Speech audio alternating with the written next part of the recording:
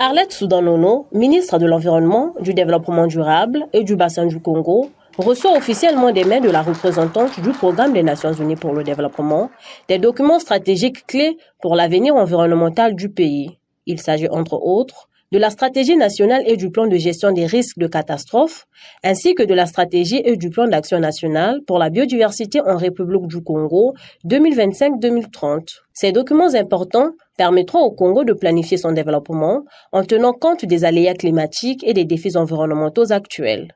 Ces stratégies nationales sont des outils essentiels de gouvernance efficiente et de promotion de la riche biodiversité congolaise.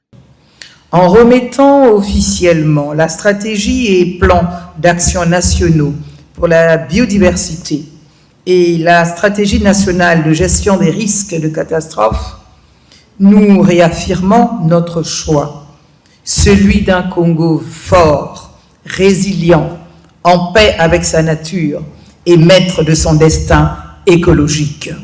Nous avons décidé d'agir, nous avons décidé également de réussir. La remise de ces documents ce 19 janvier 2026 marque un pas important vers une gestion durable des risques de catastrophes et de la biodiversité au Congo. Le pays enregistre ainsi des avancées significatives dans la lutte contre les changements climatiques, un enjeu majeur pour l'avenir de la planète.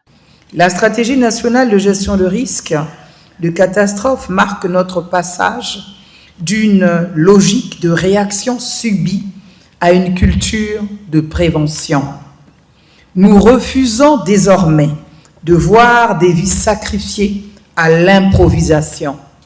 Cette stratégie vise à réduire drastiquement la vulnérabilité de nos concitoyens face aux inondations et aux dérèglements climatiques par des systèmes d'alerte précoces performants. Ces deux outils consolident les piliers du programme intégré pour une croissance verte et résiliente au Congo, signé avec le Programme des Nations Unies pour le développement en décembre 2025.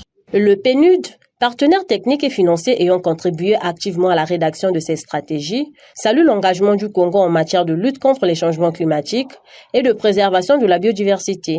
Cet appui souligne l'importance de la coopération internationale dans la mise en œuvre des politiques environnementales. Je suis convaincue que ces outils qui seront remis ici aujourd'hui et dont je vais parler plus bas dans mon propos vont constituer désormais le socle sur lequel pourront durablement s'enraciner les actions vitales à l'exploitation économique, rationnelle et durable du Congo.